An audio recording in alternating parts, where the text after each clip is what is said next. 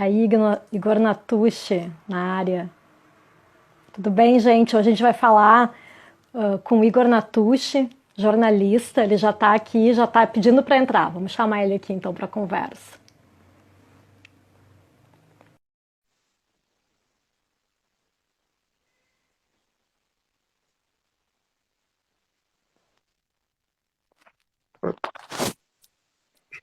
E aí, Igor?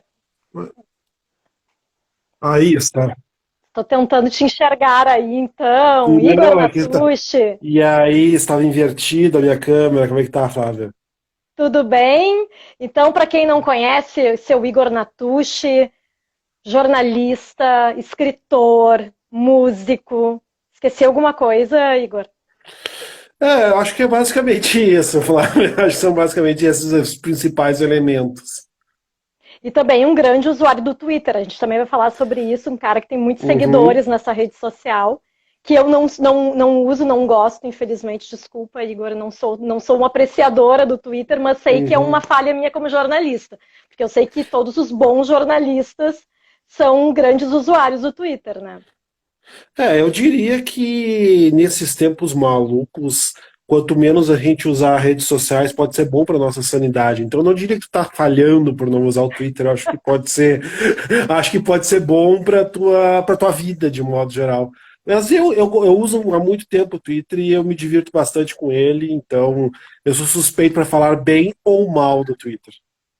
Pois é, antes da gente falar aqui do tema inicial, aqui, que é cultura, a gente tem que pontuar que a gente faz essa live aqui num dia completamente insano, né, Igor, na política. A gente vai Uhum. falar mais adiante sobre esse tema aí, que é uma das tuas áreas de atuação também, né? Hoje foi um dia bem pesado, né? Para quem acompanhou política, foi um dia tenso, né? Com certeza, os dias têm sido muito tensos, né, Flávio? Eu acho que a gente tem lidado com um mundo que tem sido cada vez mais cansativo quando se trata de falar de política. A gente está num país que precisaria desesperadamente parar de discutir um pouco crise política e simplesmente não consegue. A gente discute crise política o tempo inteiro, mesmo numa situação em que, sei lá, pelo amor de Deus, 3, 4 dias seguidos com 1.000 mortes confirmadas para mais referentes ao coronavírus, e a gente está aí discutindo crise ministerial, declaração de presidente, gravação de reunião de ministério. É uma coisa, inclusive, até meio absurda, se a gente pode pensar, tem um quê de ridículo nisso, no fato da gente não conseguir parar de discutir política. Eu gosto muito de discutir política, eu gostaria de discutir política em outros termos, né? Evidentemente seria bom poder falar de política de uma outra forma, mas confesso que me cansa, que a gente está num momento em que se tornou muito cansativo ter que discutir esse tipo de coisa, mas o nosso presidente, a nossa realidade, o nosso país simplesmente não deixa a gente falar em outros assuntos. Pois é verdade. Mas assim, Igor, eu vou te colocar num papel que eu sei que tu não deve estar acostumado, que é o jornalista ser entrevistado, né? Mas eu queria que tu Pois falasse um é. pouco sobre a tua trajetória dentro do jornalismo, né? Em Uhum, especial no jornalismo cultural, né? Que já que a gente vai começar a entrevista falando sobre cultura, né? Já que aqui o meu perfil é de cultura, né? Como é que tu uhum. começou a trabalhar na área de cultura? Como é que começou isso aí, essa tua relação com a cultura?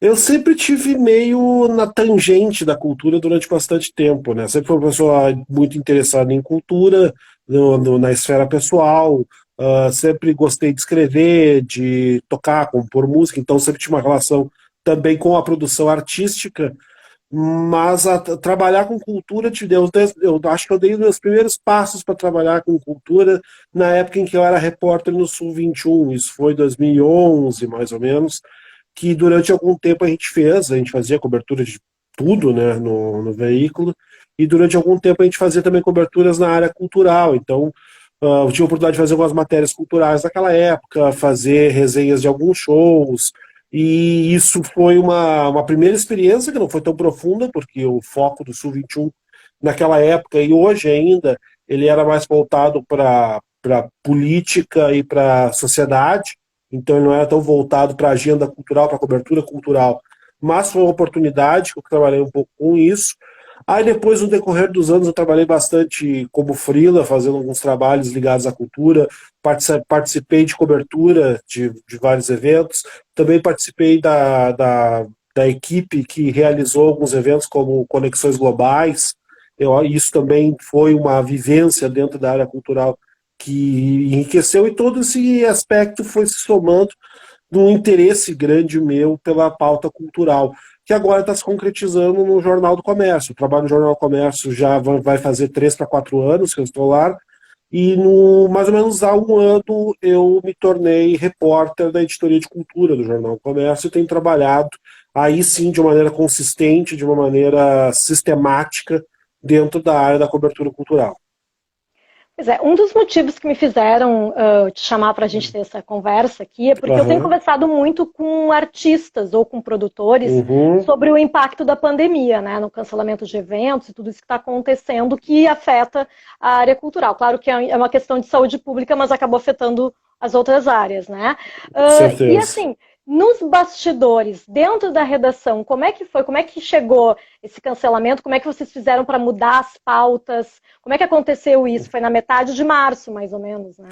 Isso, exatamente. Foi bastante louco, Flávia, porque aconteceu tudo muito rápido. E eu acho que foi tão rápido para as pessoas fora da redação quanto foi para nós dentro da redação, porque foi realmente um processo muito rápido. A gente estava com uma série de pautas encaminhadas, que na editoria de geral a gente costuma trabalhar com um adiantamento razoável. Assim, a gente procura produzir conteúdo que vai ser publicado daqui a vários dias. Então, para não ter aquela situação, é uma precaução, na verdade, para não ter aquela situação de faltar, sei lá, 2 horas de fechamento e a matéria da capa do caderno não ter saído ainda.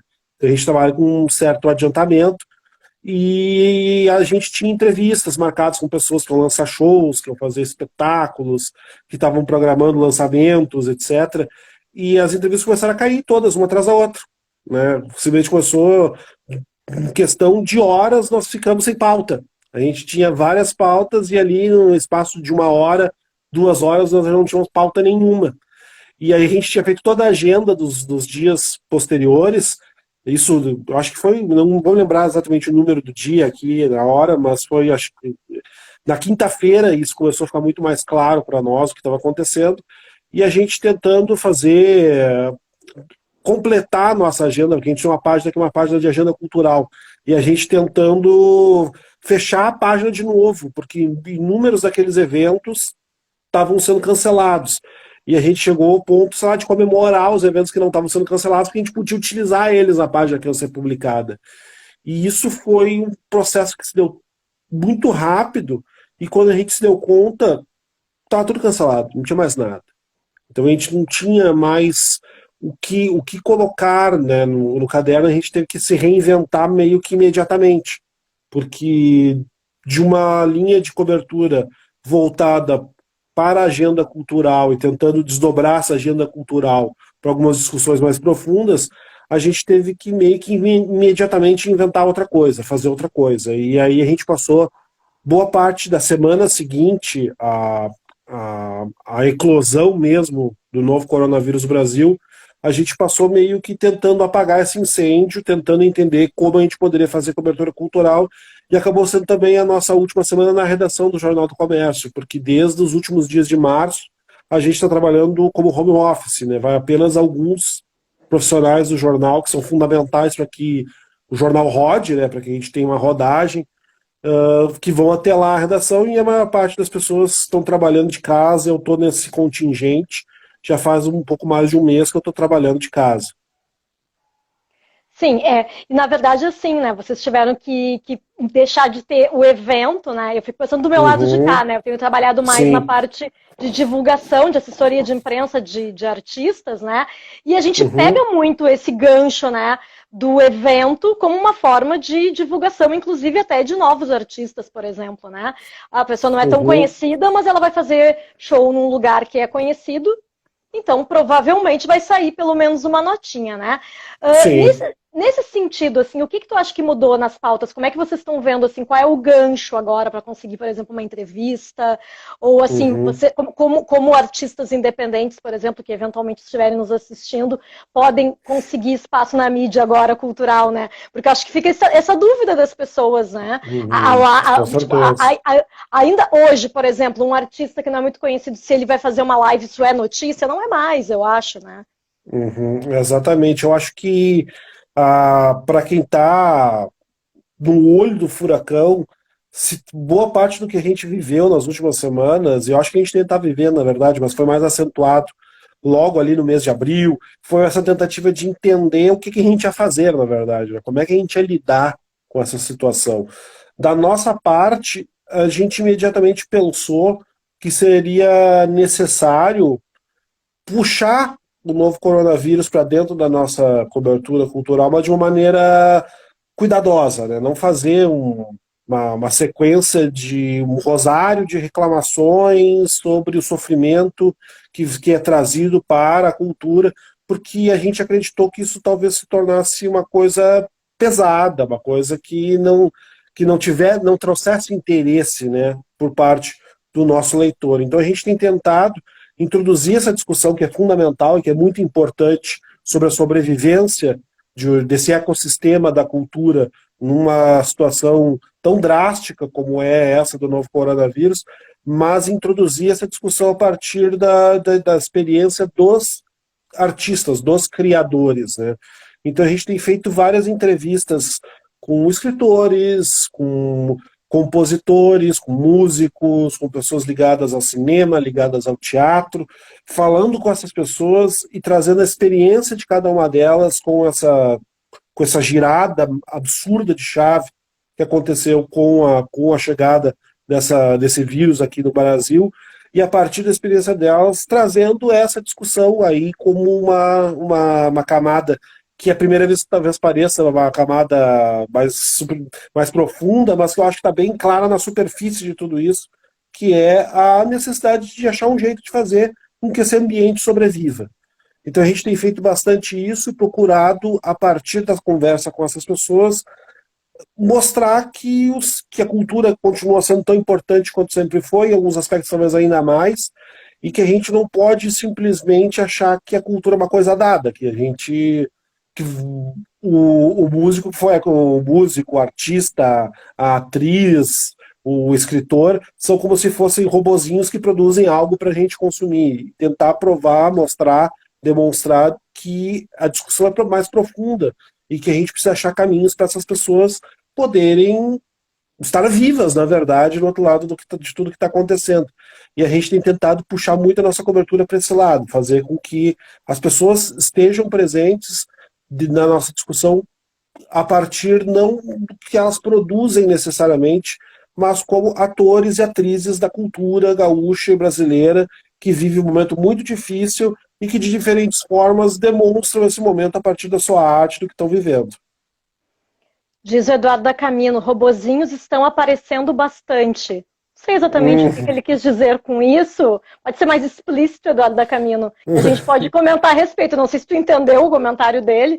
Não sei se ele está falando dos robôs na internet. Não sei.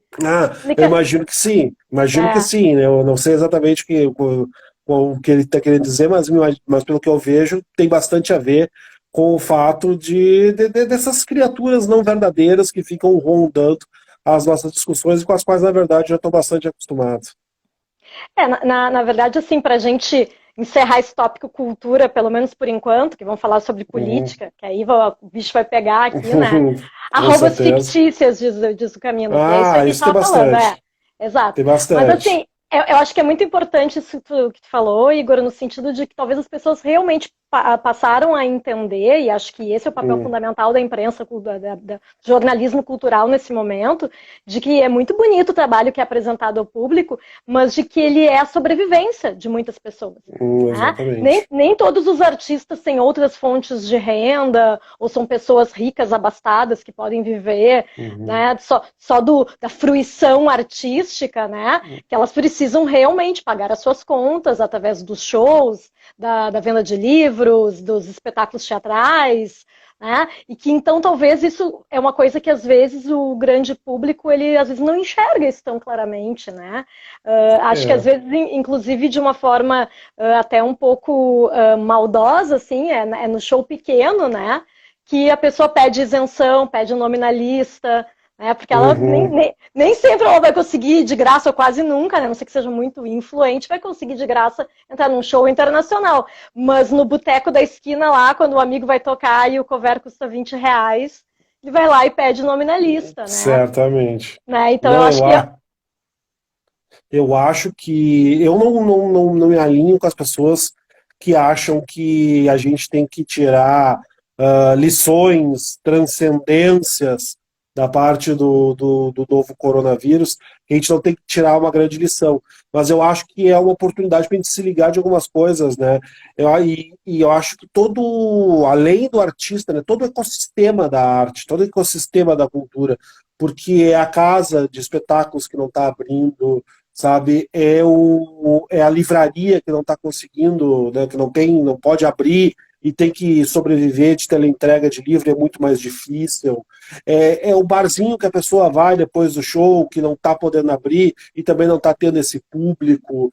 A gente tem todo um ecossistema que depende disso, que depende da produção cultural para existir, é dinheiro circulando, é gente trabalhando, não é a gente tem que se libertar um pouco, não digo nós que estamos participando aqui da live, as pessoas que estão nos assistindo, mas nós como sociedade, nós temos que nos libertar um pouco da ideia que ser artista, fazer arte, viver da arte, viver da cultura é uma coisa fácil. Não é fácil. É uma coisa que exige muito, que dá muito trabalho, que exige muita especialização, muitas vezes, para fazer essas coisas, que envolve dinheiro e que faz circular dinheiro. Então, eu acho que uma das coisas que a gente pode, como eu disse, não como uma lição, mas talvez uma coisa que a gente possa se dar conta a partir do que está acontecendo, é que é toda uma cadeia, não é a fulaninha que colocou o violão no colo e sentou e tocou umas musiquinhas, como se ela nunca tivesse feito um enorme esforço para aprender a tocar, para aprender a cantar, como se não houvesse todo um cenário em torno dela, se tivesse gente trabalhando com iluminação, trabalhando com som, se gente vendendo cerveja no bar. Tudo isso está dentro dessa cadeia, tudo isso depende dessa cadeia para sobreviver. E eu acho que a gente tem que pensar, é uma coisa fundamental, que se pense em mecanismos para garantir a sobrevivência dessa cadeia, porque ela é uma das mais afetadas pelo coronavírus e provavelmente vai ser uma das últimas a se recuperar quando finalmente a gente deixar isso tudo para trás. Vamos misturar os dois assuntos, né? Políticas Uhum. públicas, né? Que daí parte tanto aqui no caso de Porto Alegre da prefeitura, quanto do governo do estado, quanto do governo federal. Só que eu acho que de uma maneira geral a gente aqui no sul, especialmente, está muito desassistido nesse sentido, né? Porque acho que as três instâncias de poder no que tange a cultura estão pouco se importando, né, Igor? Essa é a verdade, né? Eu acho que a gente vive uma situação bem complicada do ponto de vista da esfera política mesmo, né, de políticas públicas voltadas para o setor da cultura. É uma vergonha que a gente não tenha ainda nenhum tipo de suporte para quem produz cultura, para quem vive da produção cultural no Brasil. É absurdo. E aí a gente vê, né, o que era a situação que a gente tinha com a ministra, né, a nossa ministra Regina Duarte. Ela era uma pessoa absolutamente alienada do que estava acontecendo, era uma pessoa que, inclusive, acabava sendo funesta, sendo negativa, ruim, prejudicial para a preservação dessa cadeia cultural, uma pessoa que estava lá para criar problema, basicamente, ou para se omitir na hora que ela deveria aparecer para a solução dos problemas. Então, se percebe claramente que há uma visão dentro do governo federal que a cultura ela não é isso que a gente está falando, esse ecossistema capaz de produzir e gerar riquezas, que ela é um cenário de batalha dentro da mente do governo federal, personificada na figura de Jair Bolsonaro, mas que toma conta de todos os aspectos da União. A cultura é um campo de batalha, um campo de disputa, no qual quem produz cultura é um inimigo que tem que ser derrotado. E isso se reflete muito claramente no que está acontecendo, no caso, no que não está acontecendo, né? No fato de que não existe nenhuma coisa remotamente semelhante a uma política de suporte a esse ecossistema da cultura. E isso se reflete também no Estado, se reflete no município, a gente acaba tendo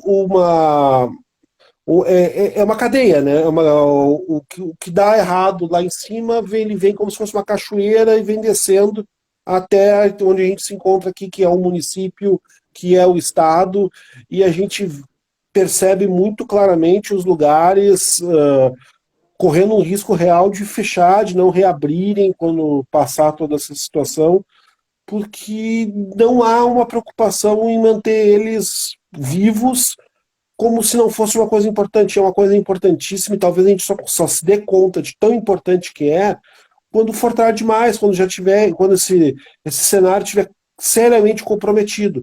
Eu espero que não seja assim. Eu acho que eu vejo movimentações por parte do setor cultural no sentido de criar pressão para que não seja assim. E eu espero, sinceramente, que elas funcionem, porque me parece que seria trágico para o país, seria trágico para o Rio Grande do Sul, seria trágico para Porto Alegre, seria trágico para qualquer lugar a gente ter uma esfera cultural esvaziada, incapaz de sobreviver ao que está acontecendo. Pois é. Algumas pessoas falam, né, que pessoas como nós enxergam política onde não deve, né? Começam a enfiar Uhum, política em tudo. Mas, na cultura não tem nada a ver com política. sim, Eu acho, acredito que tu também compartilhe dessa opinião, de que a política está em todos os lugares, né? com Uh, certeza. mas queria te perguntar especialmente como é que tu começou a se interessar pela área política, pelo assunto política? Eu acho que eu me interesso por política praticamente desde que eu me conheço por gente, claro. Porque eu acho algumas das minhas primeiras memórias elas têm conteúdo político. Isso tem muito a ver com a época em que eu nasci e a época que eu cresci, né? Então, eu nasci em 1980, então eu comecei a me dar conta de que eu existia, de que eu era um indivíduo chamado Igor, etc. Na época, por exemplo, do falecimento do Tancredo Neves, a questão toda que envolveu a posse do Sarney, o lance todo do plano cruzado e depois a questão do confisco da poupança do governo do Collor, as eleições de 89, tudo isso, absolutamente tudo isso estava na minha volta e eu fiquei muito fascinado com isso desde quando eu era muito jovem, criança mesmo. Foi uma coisa que me fascinou. Então eu já tinha interesse pela política desde muito novo. E isso fez com que eu tivesse muita vontade de aprender mais sobre isso, de buscar entender como funcionava esse mecanismo. E eu acho que um dos grandes motivos de eu ter entrado no jornalismo também, inclusive, foi por esse interesse na política. Sempre foi uma coisa que eu tive vontade de tratar. Então, para mim, foi muito natural seguir esse caminho, porque ele vem do fato de eu ter surgido como ser humano num momento que era muito rico, muito fervilhante no que se referia à política. A gente vive também um momento muito rico, mas talvez não da forma que a gente gostaria, né? Pois é. É rico, mas é muito pesado o que a gente está vivendo. É uma coisa que vai ser muito comentada no futuro e já nos causa tanta coisa agora. Mas me parece que foi essa minha trilha. A política ela sempre esteve ali e eu tive, felizmente, muita oportunidade de trabalhar com ela e gosto de discutir política, gosto de tentar entender política e acho que é muito importante para todos nós pensar mais política. Eu acho que a gente tem que pensar ainda mais do que a gente pensa. Então, quando eu ouço alguém dizer, porque misturando cultura com política, para mim é uma frase que nem chega a fazer sentido, sabe, Flávia? Porque as coisas estão completamente ligadas. Não tem como pensar cultura sem pensar política. Posicionar-se no cenário cultural, de certo modo, é sempre uma posição política. E isso não significa que o artista necessariamente tem que colocar a bandeira nas costas e sair, eu quero que vote. Não é isso. O fato é que simples momento em que tu te colocas como uma pessoa disposta a criar cultura, um artista, uma pessoa disposta a produzir, isso em si mesmo é uma posição política. Ser um artista é uma posição política. Então, nem é uma discussão, porque não há como fazer uma coisa sem ser outra coisa, na minha opinião.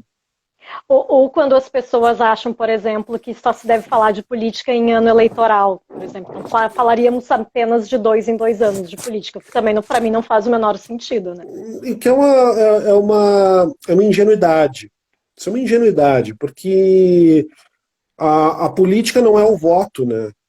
A política não está resumida no ato de ir até a urna, digitar um númerozinho, ou lá no passado pegar a cédula e escrever, fazer o xizinho no quadradinho.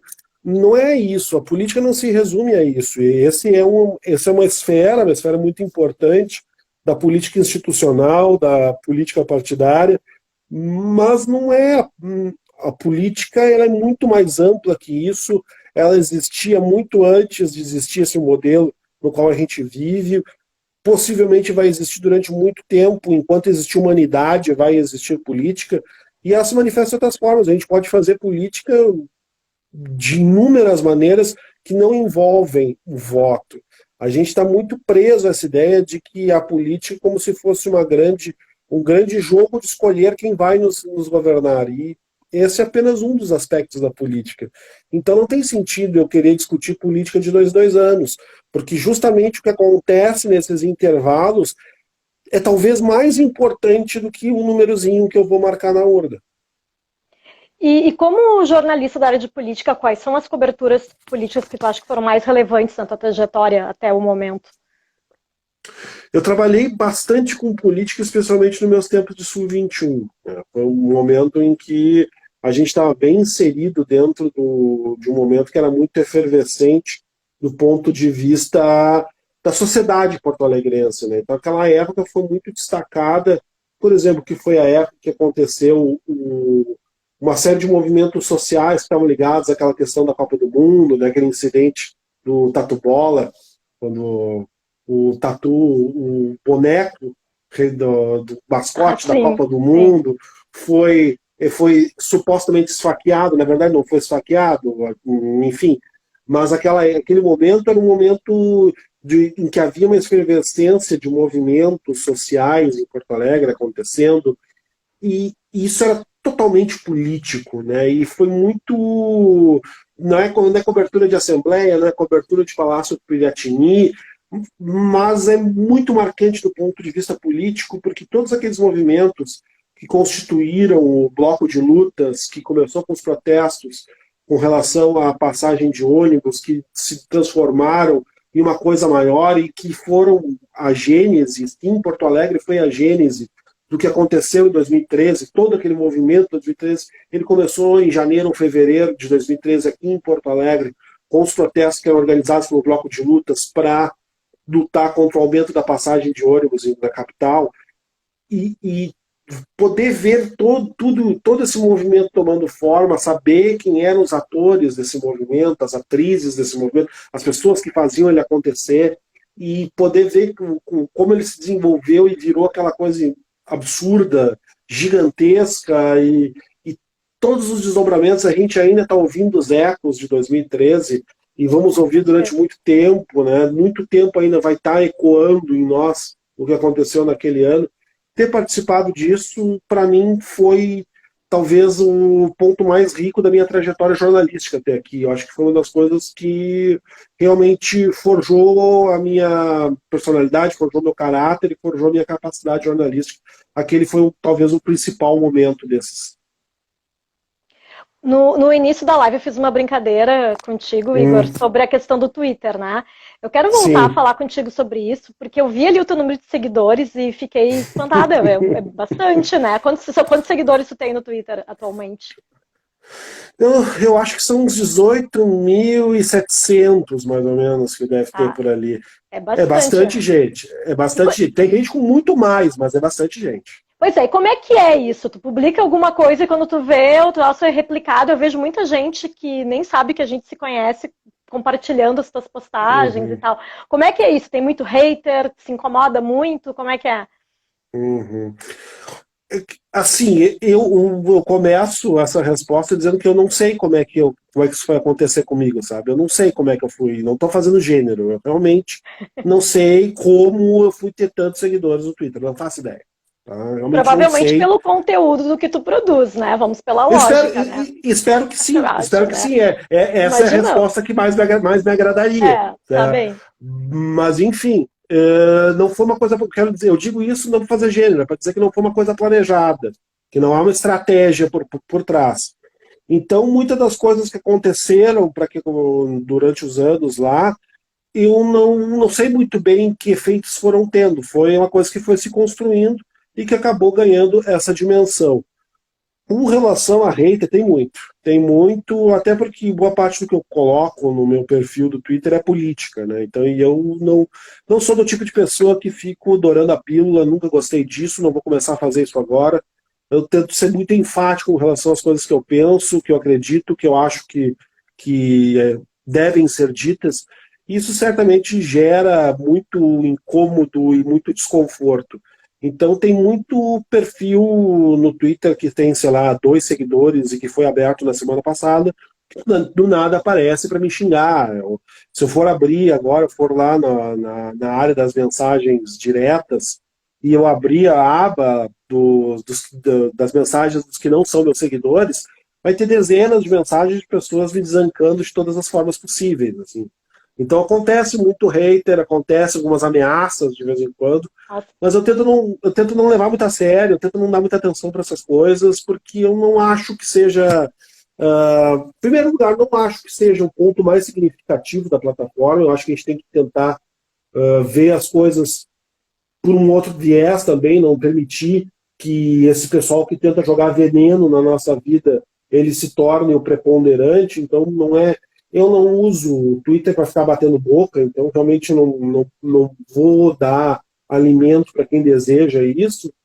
E também porque, no fim das contas, é uma rede social, né, Flávia? Não é a minha vida não se resume ao Twitter. Eu consigo viver muito bem se eu passar 3, 4, 5, 10 dias entrando no Twitter, eu consigo viver bem.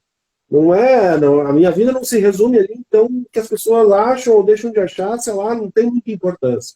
Eu tento usar o Twitter como um canhão, e eu acho que para o jornalista é muito importante o canhão que a gente tem, né? A gente tem que ser capaz de usar com sabedoria os espaços que a gente tem no qual a nossa voz consegue se amplificar. E no meu caso, o Twitter se tornou, de uma maneira, como eu disse, meio acidental, o lugar, talvez o lugar onde a minha voz ganha maior abrangência.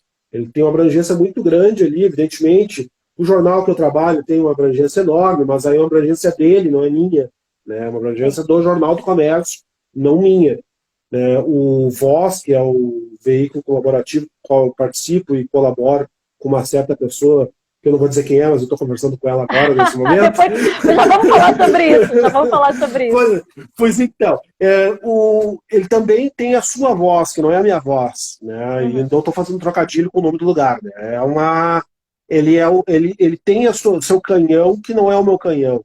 E o meu principal canhão é o Twitter, então eu tento usar ele de uma maneira sábia, né?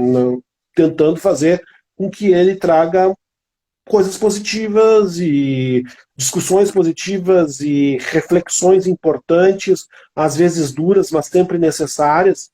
É o que eu tento fazer e não vou ficar dando bola para quem tenta jogar pedra no caminho, quem quer brincar de bugio comigo, não tem interesse. Então, deixa eu ver aqui que eu perdi um comentário aqui, ó, de uma pessoa que falou contigo aqui, que fez. Hum. Jonathan, que grande repórter. Felicidade de ter compartilhado algumas boas pautas. Grande Jonathan Heckler, esse cara é sensacional. Saudades, meu querido amigo. Ó, esse aí é canhão, sim, diz o Jonathan. Mas, então, para quem não sabe, o Igor e eu participamos de um podcast de política chamado Bendita Sois Vós, que é do portal Voz, ancorado pela Georgia Santos, e com a participação também do Tércio Sacol. E assim, Isso. antes de eu passar a bola aqui pro Igor, meu entrevistado, eu já digo para vocês que os outros três participantes entendem muito de política, eu sou metida na história, e fico às vezes fazendo comentários aleatórios, como na gravação de hoje que fizemos para analisar né, o vídeo da reunião ministerial, que vocês Uhum. contribuíram com coisas muito relevantes e eu fiz alguns comentários aleatórios e tinha que falar da hemorroida, né? Porque foi assim, o ponto bizarro daquele vídeo, né? Eu não E sei da, se dá para chamar de auge, mas foi um ponto bem foi, marcante mesmo. eu pedi pra Georgia antes da gravação, deixa eu comentar sobre a hemorroida, que eu achei aquilo ali uma coisa totalmente bizarra e tosca, né? Mas o que eu queria te perguntar, Hum. assim, Igor, o que tu considera o principal desafio de falar com liberdade sobre política nos dias atuais? Porque a gente está vivendo dias difíceis, né? A gente está dando risada Uhum. aqui, mas a gente está no meio de uma pandemia, a gente sabe que está uma coisa muito difícil, a gente tem momentos de muita incerteza, e Uhum, junto com com isso a certeza. gente tem esse governo que é essa coisa, né, desgovernada, eu diria assim, né? Uhum. Qual tu acha que é o desafio atual de se falar sobre política com liberdade agora, nesse Essa é momento uma atual? pergunta, essa é uma pergunta legal, porque ela faz a gente pensar muito sobre o que a gente tem e o que a gente não quer perder, né? Eu, na minha visão, a primeira questão importante é que liberdade é uma coisa que a gente, não é que a gente conquiste ser, mas é uma liberdade, é algo do qual a gente não pode abrir mão. E a gente tem que estar disposto a permanentemente lutar para que ela permaneça, para que ela siga e ela esteja conosco. E o jornalista, ele vive de poder ter essa liberdade de criar, de buscar informação, de desenvolver o conteúdo, de fazer com que as coisas cheguem à esfera pública, a partir daí possam ser devidamente debatidas. E se eu abrir mão dessa liberdade, mesmo no pequeno detalhezinho do dia a dia, eu estou indo contra o que é o meu juramento, o que é a minha exigência, né, como profissional, né, no sentido de ser uma pessoa que serve à sociedade, né.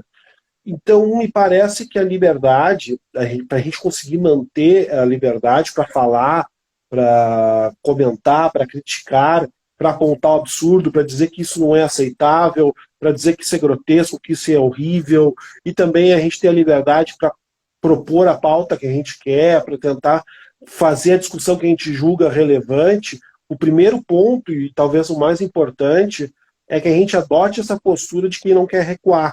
Eu não quero recuar na liberdade. Acho que muita gente se sacrificou, muita gente lutou, muita gente morreu para que a gente chegasse no estágio de liberdade que a gente tem hoje, e a gente precisa lutar para que esse estágio se mantenha e que nunca haja recuo. Eu acho muito importante que a gente tenha isso em mente, de que a gente está eternamente disputando esse espaço, né? A gente talvez tenha incorrido no passado em um pequeno erro que se tornou um grande problema, que é de achar que algumas coisas, uma vez conquistadas, elas estavam garantidas, né? A gente pensar, bom, agora não vai acontecer das pessoas continuarem querendo ser racistas depois de tudo que a gente fez, né? Não vai acontecer das pessoas dizer, tipo, acharem que mulher serve para lavar louça e se não quiser tem que apanhar. Isso a gente já construiu tanto, a gente já chegou num patamar civilizatório no qual essas coisas não vão mais acontecer e eu acho que o mundo está nos mostrando que não, que a gente tem que estar eternamente vigilante, porque senão há esse recuo e há sempre uma força contrária disposta a fazer a gente recuar e a gente tem que estar sempre disposto a resistir a ela. Então eu acho que se a gente quer ter liberdade para falar de política, e se a gente quer ter liberdade para qualquer coisa, a gente tem que estar disposto a fincar o pé e lutar por essa liberdade. Né? Fazer um esforço no sentido de que essa liberdade continue conosco. E eu acho que a gente está fazendo isso. Eu acho que a gente está fazendo isso. Eu acho que às vezes a gente é meio negativo com nós mesmos. Eu acho que às vezes a gente tem uma tendência de achar que nós estamos fracassando em tudo, que tudo está perdido.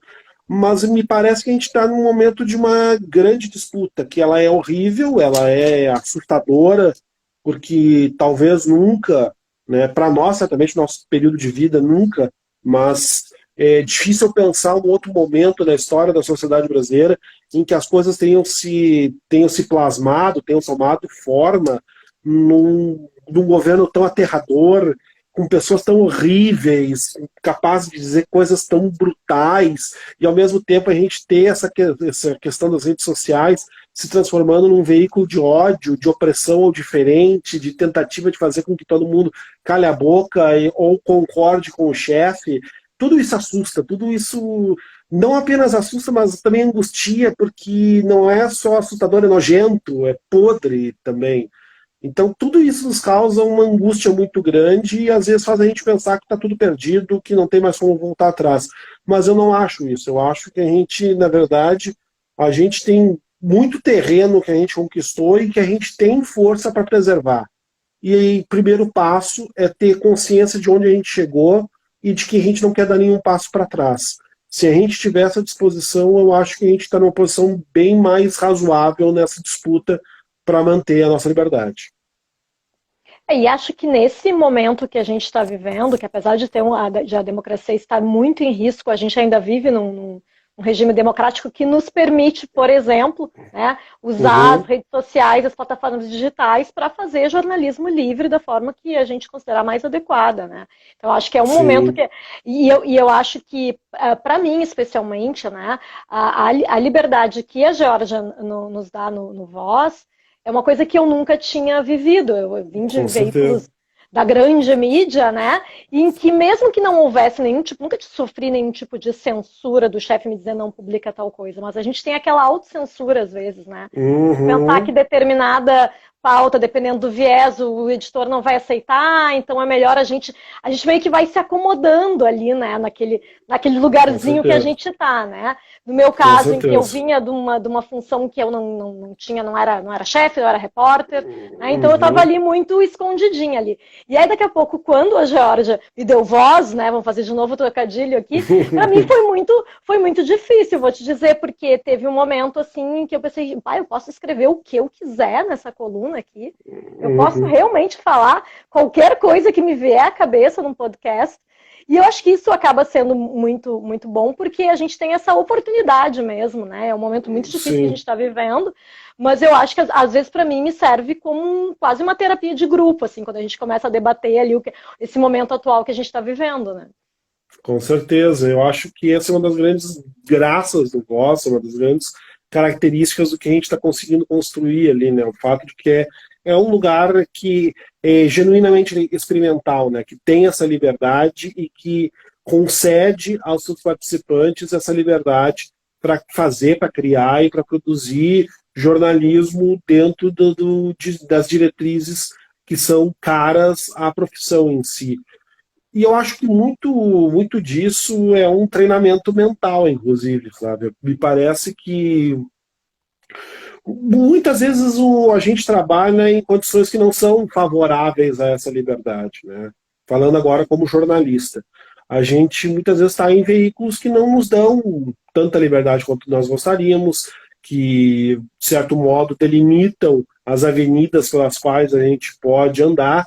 Mas eu acredito, e isso é uma coisa que eu carrego no decorrer da minha trajetória, que tomara consiga carregar sempre, eu acredito que ser jornalista, ser repórter em especial, mas ser jornalista em todas as suas dimensões, envolve uma certa dose de provocação, tem uma certa dose de ser uma pessoa não conformada, está disposta a dar aquela cutucada, dar aquela forçadinha.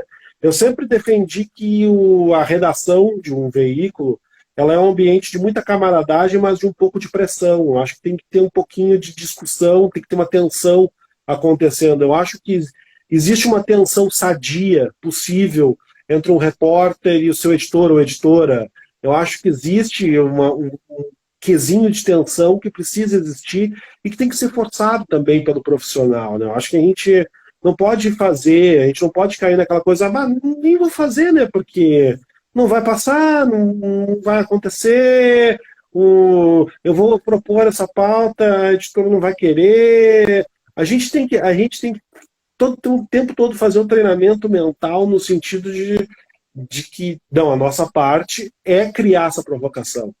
A nossa parte é dar esse cutuco, dar essa provocada. Se não passar, bom, tu fez a tua parte, tu tentou fazer. Se passar, é uma vitória. E eu acho que é isso, essa disposição de estar sempre testando o seu limite, testando até onde pode ir, também é parte do que é o espírito, por assim dizer, de uma produção jornalística. E eu fico feliz porque eu acho que no grande conjunto das coisas, o Voz cumpre um pouco esse papel dentro do ecossistema jornalístico, né? Ele está ali para dar uma cutucadinha, para dizer, não, dá para ir um pouquinho mais longe, dá para falar um pouquinho mais disso aqui. É isso que a gente tenta fazer e eu acho que a gente está, aos poucos, construindo o nosso caminho. Ó, Graziella First, é muito legal a troca de ideias de vocês por lá, tem me ajudado muito, sou fã.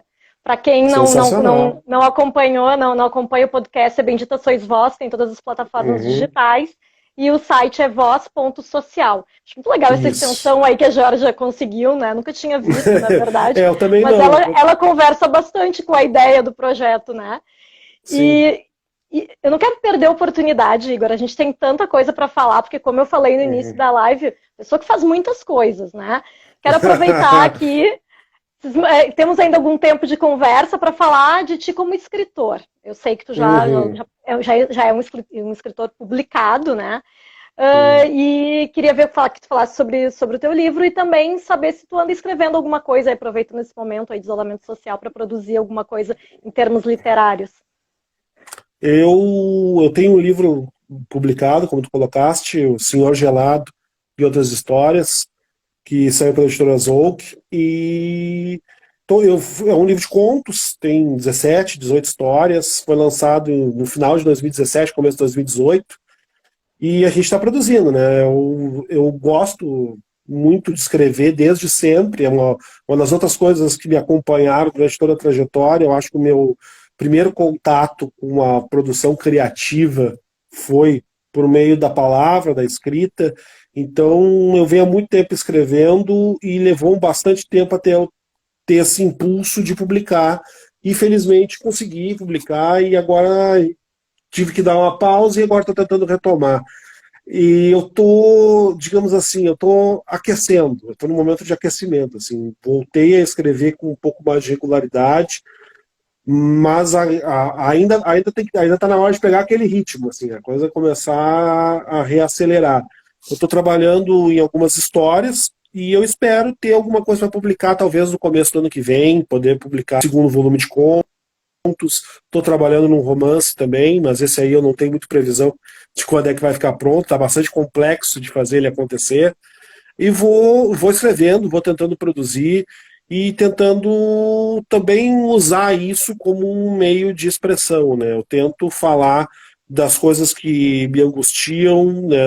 Falar das coisas que me tocam e a partir daí, né, porque eu sempre pensei que penso, né, a literatura como uma espécie de ponte intangível entre as pessoas, e é muito do que eu tento fazer com as histórias que eu escrevo.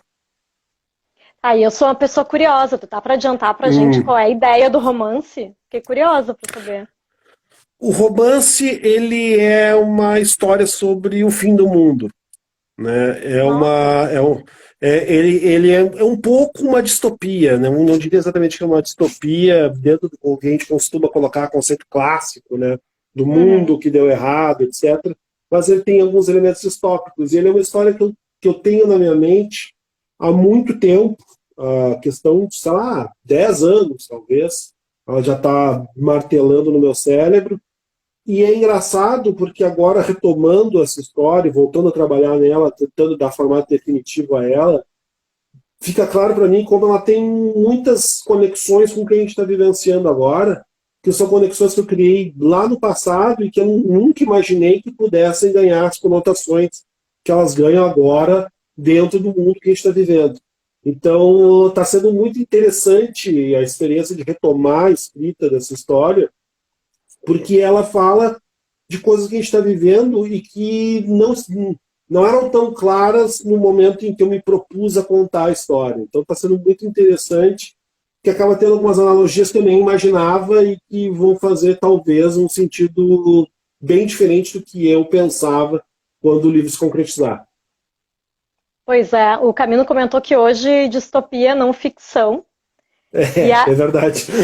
e a Katia Hoffman está falando aqui que escrever é como um exorcismo. É preciso libertar Uhum. personagens, histórias e palavras. Verdade, É, eu né? Eu, concordo. Eu acho que a gente é meio um clichê, né? Mas a gente realmente cria mundos quando a gente escreve, né? Eu acho que a gente cria pontes entre realidades quando a gente está escrevendo. Isso tem a ver com o fato de existir um mundo dentro da gente, que no fim das contas é um mundo que a gente só conhece, só nós conhecemos e que eternamente vão ser só nós a conhecer, e tentar fazer com que, de certo modo, uma fagulha de compreensão caia na outra pessoa do outro lado. A escrita é muito essa tentativa de construir essa ponte, e isso eu acho que é uma das coisas mais fascinantes de toda essa questão da literatura.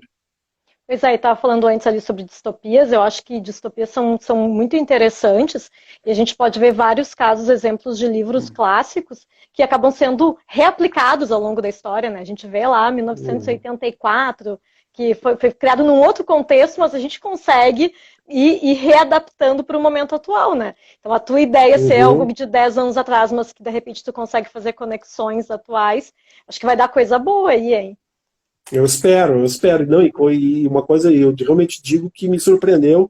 Não era uma coisa que eu esperasse que fosse ter um impacto tão grande assim, quando eu comecei a retrabalhar a história. Eu acho que, no fundo, isso também diz de como que a gente está vivendo é uma culminância, né, Flávia? São coisas que já estavam acontecendo há bastante tempo e que agora elas tomam esse formato final aterrador que a gente tem vivenciado. Me parece que, no fundo, é razoável que eu estivesse pensando em uma coisa e ela ganhe um outro significado agora, porque são angústias que existiam lá em 2010, 2009, e que continuam existindo em 2020 e que tomam em 2020 essa forma que a gente está vivendo hoje. Com certeza. E vamos falar da faceta final aqui do Igor. Hum, Final não sei, né? Pode ser que daqui a pouco tu crie mais coisas, mas no momento tu me falou que era hum, jornalista, escritor e músico, né? E eu sei que tu é um uhum, cara do metal, né? Tu gosta de som sim, pesado, é isso, Igor? é isso mesmo. Eu sou baixista, né? Nesse momento estou trabalhando com a banda Inner Calígula, né, na qual eu sou um dos compositores. A gente lançou 2 singles, né? O primeiro single com a faixa título, a faixa Inner Calígula, e agora lançamos agora no finalzinho de abril o segundo single com a faixa Lost Cosmonaut. E a gente está compondo faixas para tentar lançar o nosso primeiro LP, gravar o nosso primeiro álbum assim que a pandemia nos dê uma chance, né? Que no momento é impossível entrar no estúdio e tudo mais, mas assim que a Covid-19 der uma folga para nós, a gente quer tentar concretizar. Eu sei, e para mim é muito legal que isso tudo esteja acontecendo. Eu toco em bandas desde o começo dos anos 2000, há bastante tempo eu me envolvo com essa situação, cenário do heavy metal. Sou um fã incondicional do heavy metal, ouço heavy metal o tempo inteiro. né, Conheço bastante, porque fui acumulando conhecimento com esse tempo todo que fui ouvindo, né? Então eu considero o heavy metal mais do que simplesmente um estilo musical, mas eu acho que é uma expressão artística muito interessante. Ele é uma forma de linguagem artística que muitas vezes não é compreendida adequadamente. E eu fico muito feliz de que essa faceta também da minha personalidade musical e criativa esteja se concretizando por meio da Inner Calígula. O Camino pergunta, tio, o que significa LP? Eu nem vi, tu falou Olha, LP? eu falei LP. Eu Não dei gostaria, conta. eu gostaria de dizer pro Da Camino que cada vez pessoas bem mais jovens que nós, inclusive, conhecem LP, porque a gente vive um revival, né? Ah, é verdade. A gente está num momento em que muita gente está voltando a colecionar LP, o bolachão, essa história toda. Então a gente tem dois universos muito interessantes convivendo, que é o universo do Spotify, do Deezer, do Google Play, das pessoas que ouvem em streaming, nem sabem o que é um álbum, a lógica do álbum não entra muito na cabeça das pessoas, e tudo bem. E nós temos esse pessoal que curte a estética do vinil, curte a sonoridade. É um nicho, mas esse nicho ainda existe e eu tenho interesse nele, assim. Ó, a Kátia falando aqui, literatura, música e jornalismo, um pacote completo de um contador É. de histórias. Ó, que legal, hein? É isso aí. Ah, legal. Agradeço a Kátia. E, Igor, só pra gente voltar a Hum. falar dessa questão do revival, pra mim, assim, como curiosidade, pra mim, eu achei muito doido quando começou a vir a banda lançando fita cassete. Eu não sei se tu viu isso aí, não sei se a galera do metal já Vi, tá nessa também. Essa sim. eu realmente não entendi, porque o vinil ainda tem aquela magia de dizer que o som é melhor e tal. Mas fita cassete, gente, eu era usuária de fita cassete só porque eu não tinha dinheiro para comprar vinil, por exemplo, na década de 90. Eu vou Eu te acho estranho dizer, isso. eu vou te dizer, Flávia, que a minha primeira coleção foi uma coleção de fitas cassete, né? O fita cassete era barato, né? Era bem mais barato do que Sim. comprar vinil ou comprar CD. E eu tive uma coleção bem significativa de fitas cassete. Eu ainda guardo algumas por uma questão mais sentimental. Cheguei a ter uma coleção bem ampla, assim. E eu acho que isso é um pouco fetichismo do produto, do formato, né? Uhum. Porque a fita cassete, ela é legal, mas ela é uma coisa em si mesma anacrônica e saudosista, né? E, então me parece que também tem um pouco isso, né? A gente tenta resgatar sensações que foram se perdendo com a evolução do tempo, com o modo como a tecnologia foi se desdobrando e criando novos caminhos, e a gente tenta, às vezes, retomar essa, essa mente do passado, né? Recriar esse momento passado também a partir das questões físicas, né? Eu acho que o LP é um pouco isso. Tem a qualidade do áudio, toda essa discussão que eu acho muito válida, de fato, em termos de sonoridade, o LP ainda é meio inigualável, mas também tem um pouco essa questão de tu pegar o bolachão, aquela capa grande, abrir para olhar o encarte. Isso não deixa de ser uma coisa meio fetichista. E eu acho que se manifesta também nessa questão da fita cassete, da fitinha. A maior parte das pessoas nem tem onde ouvir uma fita cassete, né? Mas Pois aí, é. aí, aí tu lembra de como é que era quando tu era criança, jovem, adolescente, que tu gravava as músicas que tocavam no rádio. Isso o pessoal mais novo certamente não lembra como é que era, mas Não, a nem gente, sabe. isso, a gente pedia para tocar a música tal no rádio, ficava esperando com os dois dedinhos no rec. E aí quando começava a música, plá, tu apertava aquele negócio, dava um estalão e começava a gravar a música para poder ouvir depois, mais tarde. Então tudo isso faz parte dessa memória afetiva que eu acho que tem a ver com querer trazer LP de volta, CD de volta, fita cassete, etc. Bom, a gente vai encerrar nosso papo aqui em seguida o Instagram vai encerrar aqui nossa conversa, e já estamos há quase uma hora conversando. Passou Uhum, rápido, né, Igor? Só que o último sim. comentário de uma seguidora, eu não sei falar o nome dela, VLTTX, deve ser tua seguidora aí, Igor. Se Letícia, voltar. Ah, Letícia, se voltar para as suas facetas criativas nesse momento é praticamente um mecanismo de sobrevivência.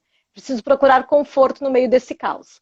Concordo verdade, contigo e acho que é bom a totalmente. gente ter terminado essa conversa, Igor. A gente falou de assuntos densos, falamos sobre Uhum, política, falamos sobre as dificuldades da cultura, mas é bom também a gente falar um pouco, poder dar um pouco de risada nesse momento para conseguir seguir em frente, como tu gosta de dizer, né? Como é que tu com costuma certeza. falar no nosso podcast? Eu, Sempre em frente, né? sempre em frente. Eu acho que o caminho das coisas é para frente.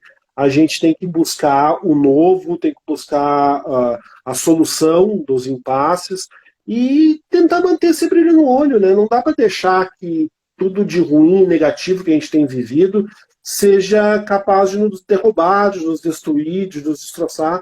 A gente tem que ser capaz de sorrir, tem que ser capaz de fazer as coisas acontecerem e sim, sempre andando para frente, sempre buscando o novo e buscando o que nos causa encantamento. É isso aí. Então, agradeço muito a participação, Igor Natucci, jornalista, escritor e músico, e meu parceiro de podcast também. Valeu, Igor, por ter aceitado o meu convite para estar aqui nessa live. Uhum. E vou dizer para quem está nos seguindo aqui que semana que vem, sexta-feira que vem, às 10 da noite, tem a cantora Fernanda H., que é um novo talento de Porto Alegre, uma menina muito, muito talentosa. Ela é multi-instrumentista, compositora também. Acho que vai ser bem legal a Uhum. conversa. E estamos aí nos nossos segundos finais. Valeu então, Igor. Um abração para todo mundo.